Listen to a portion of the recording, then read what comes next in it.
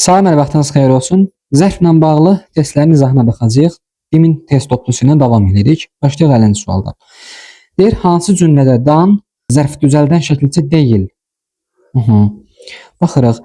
O əlini uşağın çiyninə qoyub astadan soruşdu.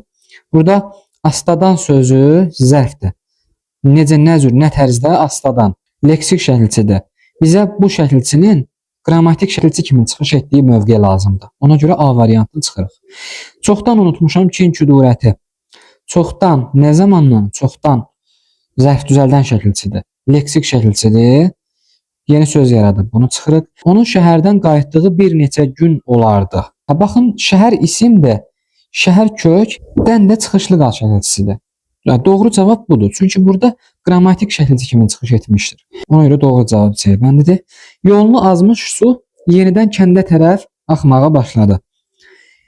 Yenidən, baxın burada da zərf düzəldən şəkilçidir. Yenidən zərfini yaratmışdır. Leksikdir. Hərdən yağış, hərdən qar yağırdı. Hərdən. İkisində də leksik şəkilçidir. Növbəti bir sualdır, eyni sualdır. Baxırıq, o anasının üzünə baxıb dərindən köks ötürdü. Necə, nə cür, nə tərzdə? Dərindən. Burada da zərf düzəldən şəkilçidir. Çıxırıq. Xeyli vaxt olardı ki, o kənddən uzaqlaşmışdı. Baxın, kənd kök, dən də çıxışlı qal. Doğru cavab B variantı. Nəyə görə? Çünki qrammatik şəkilçi mövqeyinə çıxış etmişdir. Külək qəfildən güclənməyə başladı. Qəfildən. Leksik şəkilçidir. Zərf düzəldib. O ucadan mahnı oxumağı sevirdi. Necə, nə cür, nə tərzdə? Ucadan. Bunda çıxırıq. Az keçmədi ki, evin qapısı yenidən döyüldü.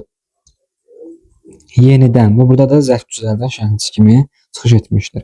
Bunu da çıxırıq. Cavab olur B bəndi.